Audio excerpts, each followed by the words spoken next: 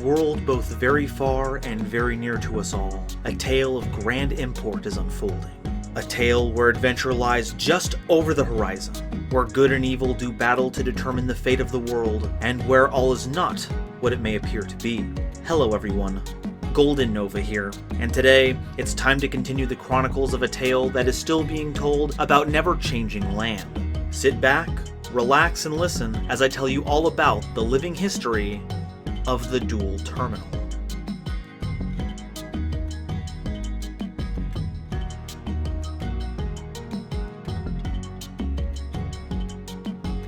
Part 4. Invasion from Below.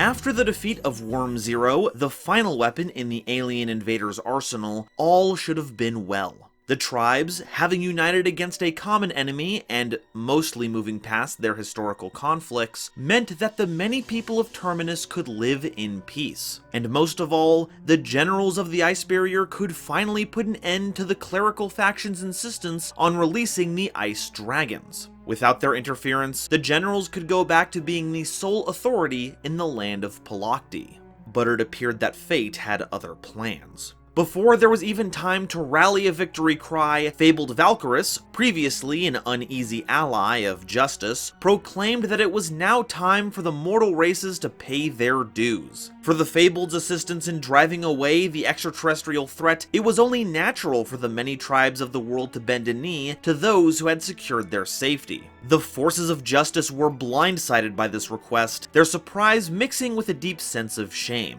Honestly, they should have known better. Strangers showing up at their doorstep, ready to help at their time of most need, how could it not have been a trap? If the tribes had just remained cautious, held to their old divisive tactics, this might not have happened. But they never would have gotten as far as they did against the worms if they had not learned how to trust. That risk of vulnerability is what ultimately gave them the strength to fight back when nothing else worked. Unity was the only solution, and if it worked against the worms, it could work against the Fabled. The tribe stood in defiance of Valkyrus's proclamation, disappointing one of the Fabled kings, but elating another. Raijin, the more aggressively minded of the two Fabled warlords to come to Terminus, immediately gave the order to slaughter. The fiendish troops were already firmly entrenched in Justice's forces, and since they'd only spent energy from the GenX's real fusion reactors to fight Worm Zero, they had all their natural reserves of magic ready for battle. Justice, on the other hand, was haggard and depleted, having spent every ounce of their strength just helping Decisive Armor get into position to deal the finishing blow. It was a rout. Warriors, spellcasters, beasts, dragons, dinosaurs, all scattered in every direction as the fiends began their gruesome work. Even the mighty Decisive Armor was doomed. It was built to defeat enemies of enormous size, but when faced with the Fabled, their weapons and tactics were of little effectiveness. Despite the Fabled and the Worms having a strangely similar, though not exact energy signature, their giant cannons just couldn't be positioned in time to hit their targets. Raijin took great pleasure in disassembling Justice's latest symbol of strength, touting its broken husk as a trophy of their conquest. From that point forward, the mass of buildings that was once the world's last bastion against its invaders became the seat of power for its new oppressors. Broken, battered, but not completely beaten, Justice retreated, frantically discussing their next move. While they had kept the Fabled at arm's reach, much like they had done to Justice, the Fabled's ability to read minds and amplify negative emotions meant that they could launch an attack in a way the worms never could. Their knowledge of the organization was great, and the right soldiers and officials succumbing to fear and hate at the wrong time could cause Justice to collapse from the inside. Something had to be done, and it had to be done now. The Dragoonity, who weren't officially part of Justice but were more than glad to lend their support, suggested that, if teamwork was how they wanted to seize the day, then it would be prudent to have the entire team, and that they should head to the Mist Valley.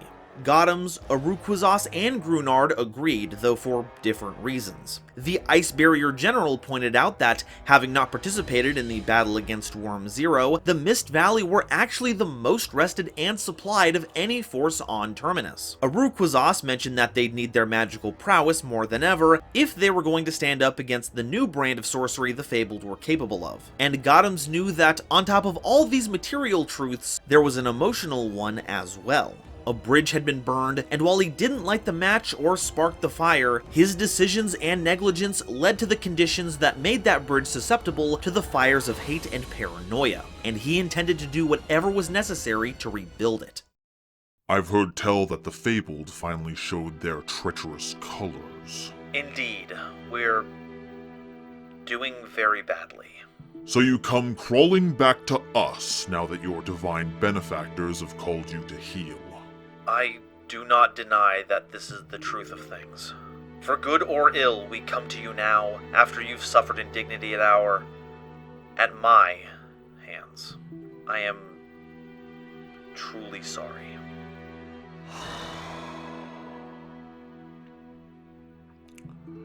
I have a confession as well.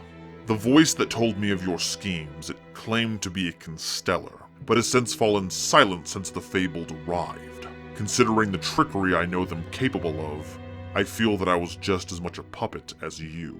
Then you understand? I understand that they inflamed the insecurities and prejudices we all held, but they could not have done so if those conceptions did not exist in the first place. No, that's not true. I would never— Gotham's? I know this because they did the same to me. They preyed on the image of you all I had in my head, and I let the Fabled take hold and make them seem more real than the people standing in front of me. But those impulses came from inside. Hiding them makes them fester and grow. Perfect fodder for the Fabled and their tricks. We need to acknowledge these truths before we can possibly stand against them. What would you have me do? Show me your true self. Lower your guard and share the air that dwells within your lungs, so that I might sense your spirit.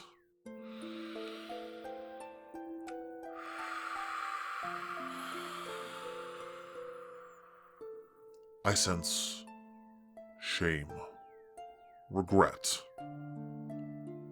pride, dismissal.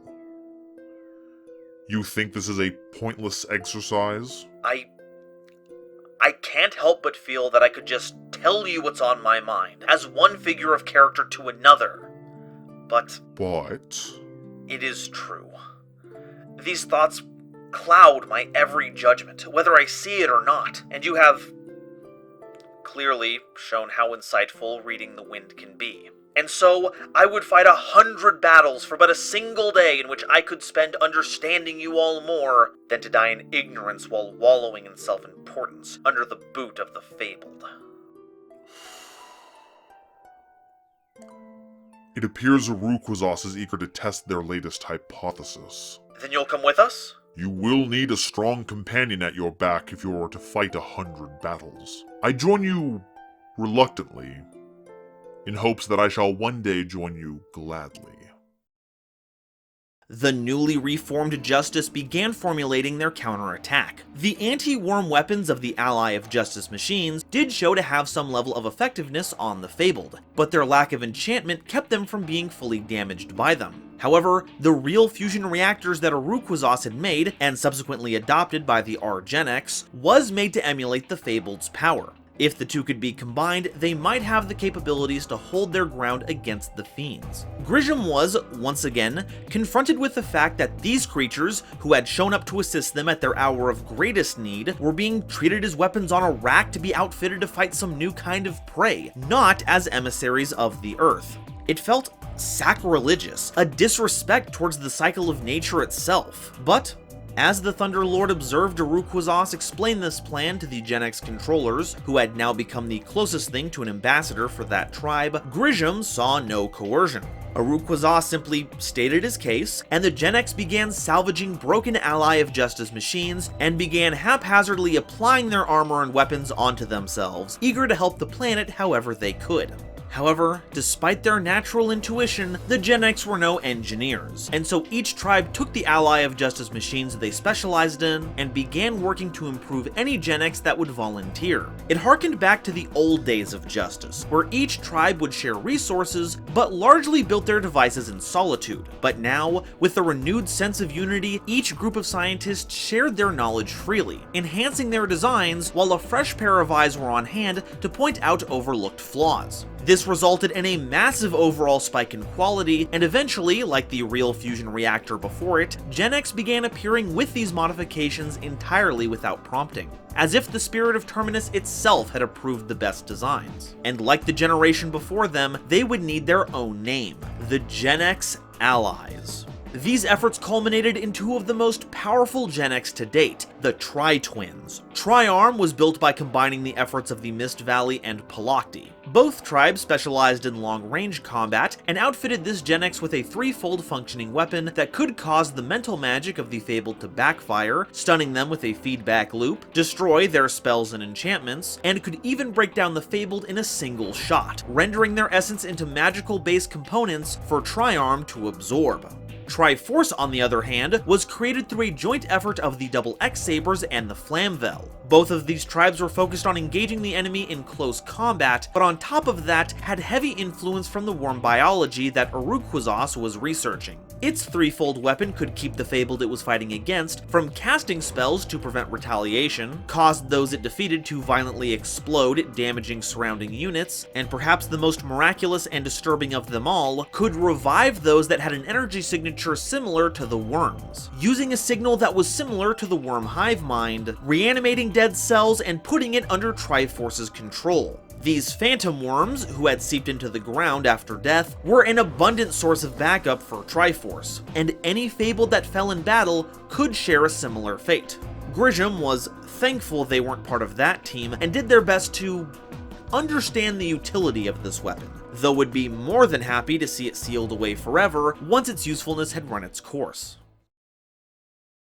However, while the tribes of Justice were improving the GenX and slowly advancing towards the Fabled city, there was one tribe that did not have the luxury of retreat: the Jurak. The dinosaurs of the primordial flame were being hunted down in a cruel reversal of fate. Once, they had been the apex predators that roamed this land. Now, they were hunted for sport, if not being exterminated en masse, being treated as pests to be cleared out of the Fabled's new home.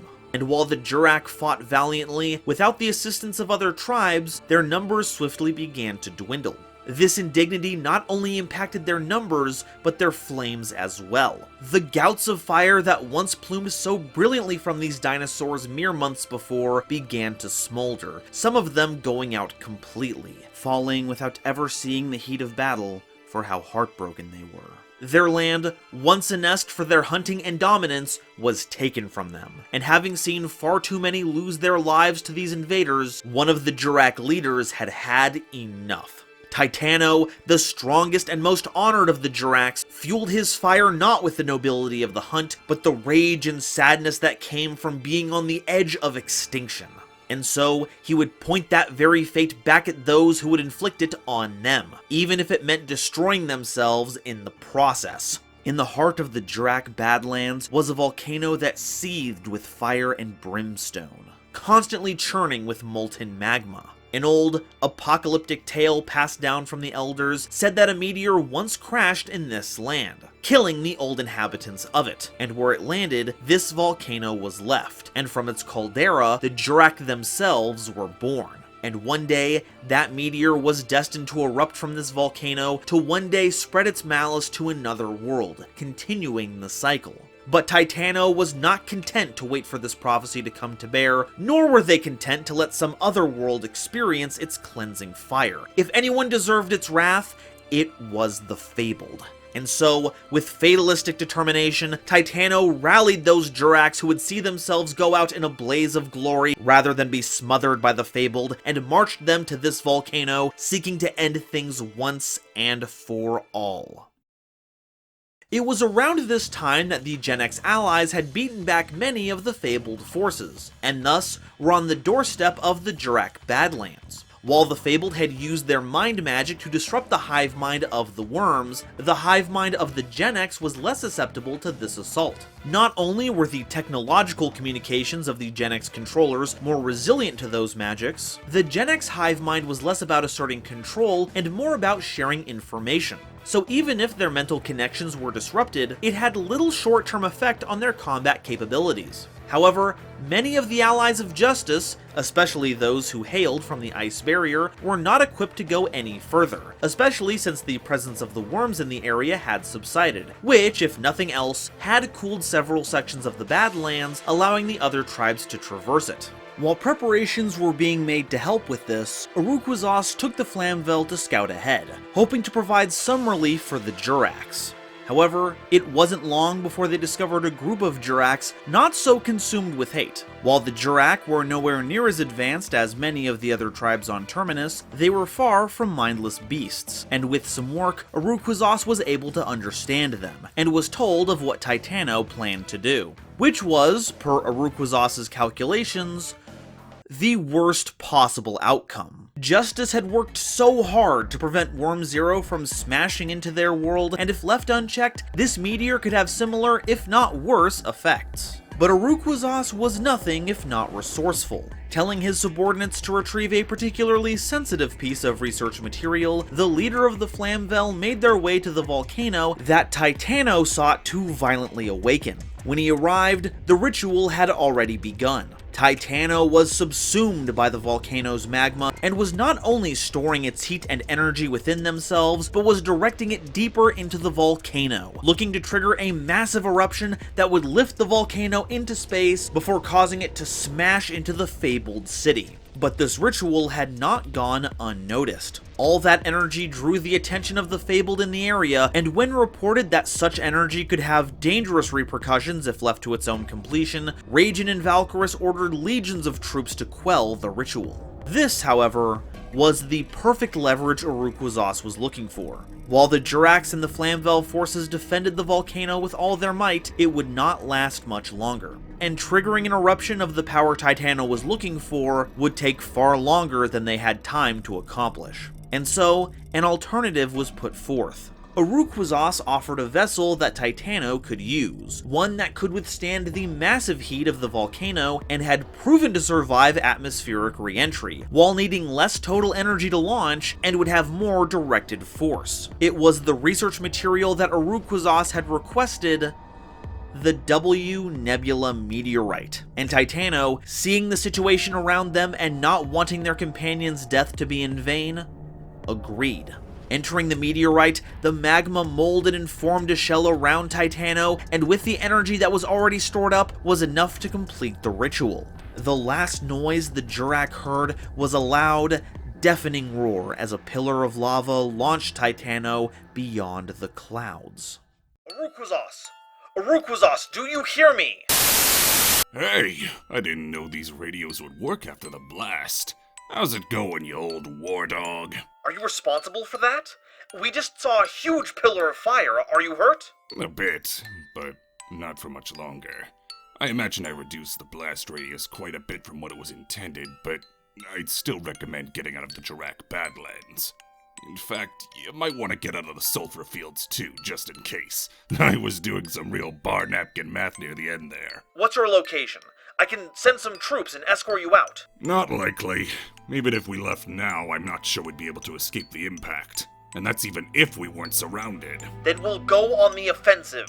We can break through and— Don't bother. This should clean the Fabled's clock for good. I hate for us to go through all this and end up wiping all of us out. Get everybody home safe and sound, Gothams. You'll earn this. That is unacceptable. I'm not leaving a comrade behind. What's your— Oh, and if you run into Gantala, you let that bald bastard know that he's still—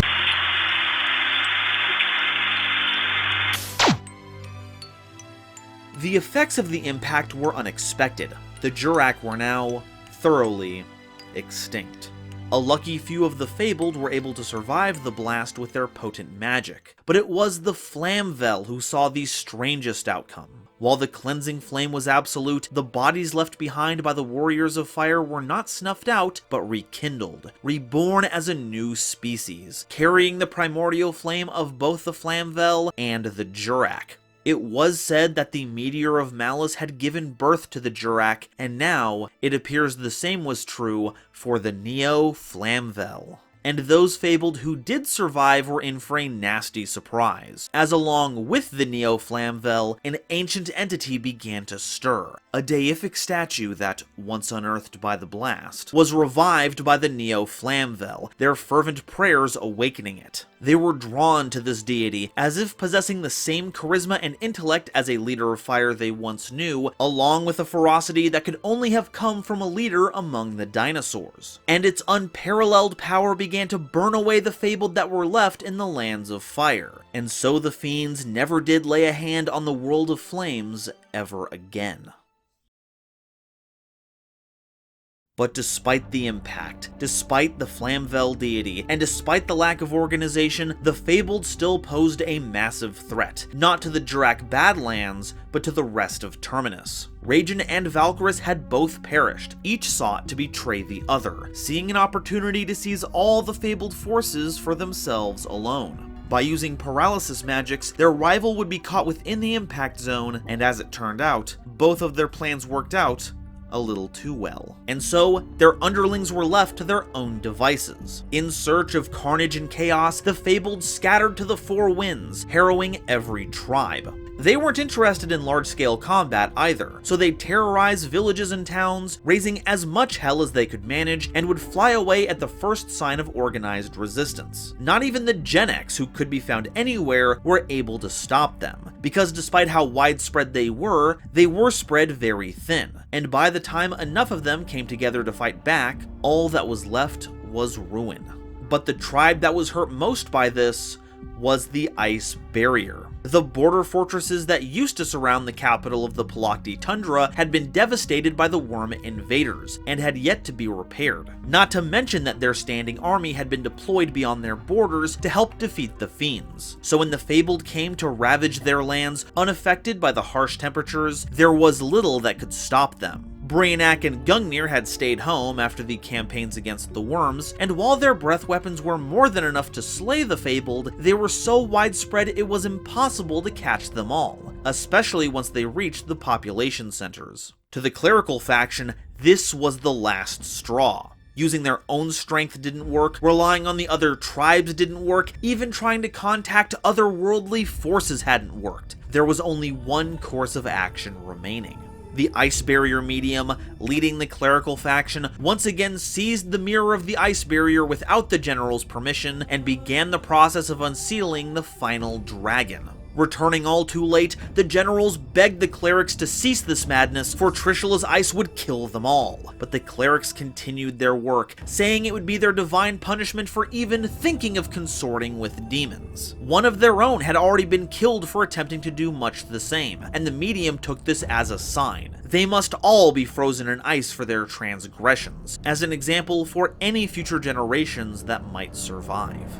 The moment the seal was broken, ice began to coat the entire capital, both thicker and colder than it ever had been before. People froze where they stood, and the sun itself was blotted out by a great blizzard, as Trishula, the final dragon of the Ice Barrier, was unleashed. At its call, both Brionac and Gungnir broke from the control of the Ice Barrier mirror, and no amount of force channeled through the artifact was enough to command the three-headed tyrant. This primal force of frost and snow continued to strengthen this blizzard, and no one could stop it. The double x-saber's armor locked up, and their metal suits became standing coffins. The Mist Valley was already very susceptible to the cold because of their high altitude, and as the feathers of their flyers froze, they fell to the ground.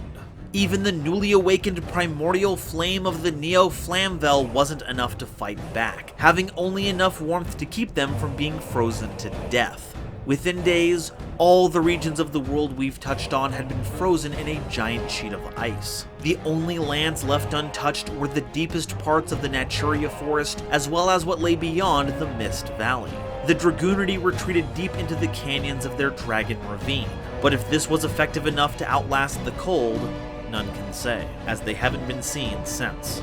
The only reprieve from this bitter cold was a waking spirit who saw the 3 dragons of the ice barrier had once again been set free. This spirit, the prior of the ice barrier, the one who constructed the cage the 3 dragons were meant to stay in forever and who made the mirror to contain them, looked on in disappointment. All this work, all this effort, only to see the world come to a cold, silent end. But there were lands beyond here that could yet be saved, and while it would cost the spirit the last of its energy, it would do so.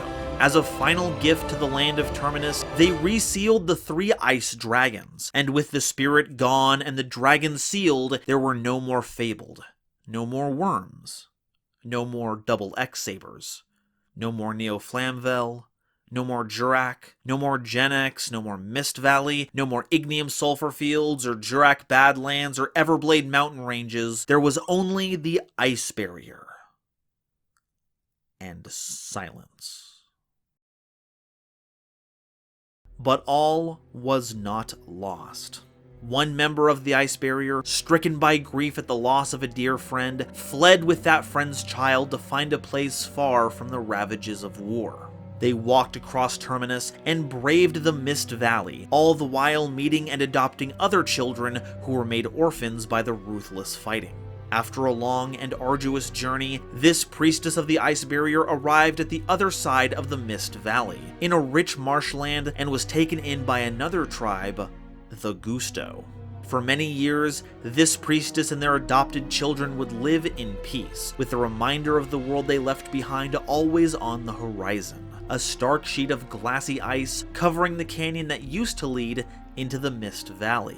But the world of Terminus is a world of cycles, and while war has given way to peace, it is only a matter of time before the cycle begins anew.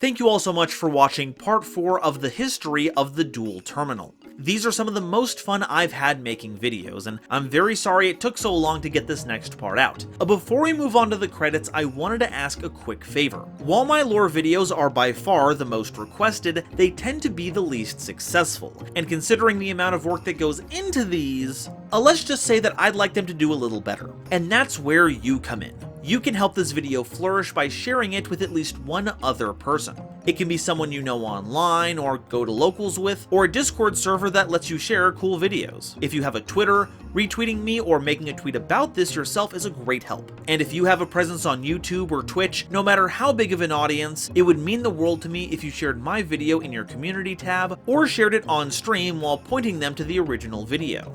Thank you all so much in advance, because believe me, word of mouth can be a powerful thing.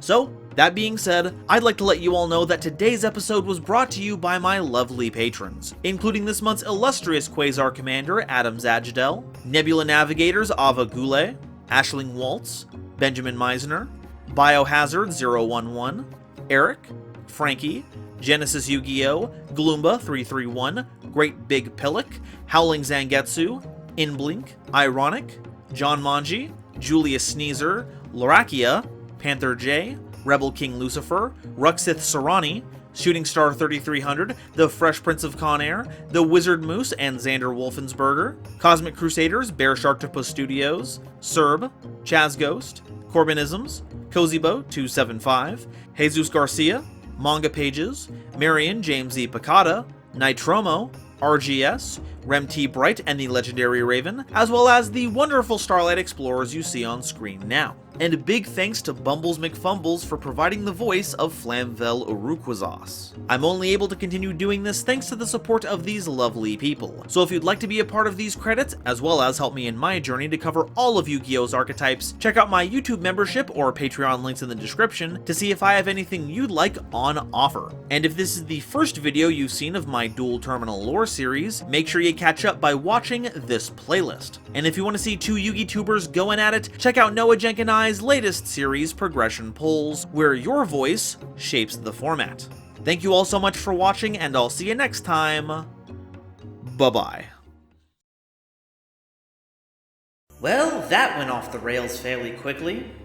I was hoping that those two idiots would leave me something before they bit the dust, especially considering all the energy I put into opening up the dimensional doorway, providing troops, etc., etc. But what's a few more millennia, right? That ice has got to thaw eventually. In the meantime, I've got my throne room, I've got loyal servants, and all the... Who dares approach the throne of your almighty god? Mitsuji sends her regards, God King. Now, what am I gonna do with the throne for the next 1,000 years? Decisions, decisions.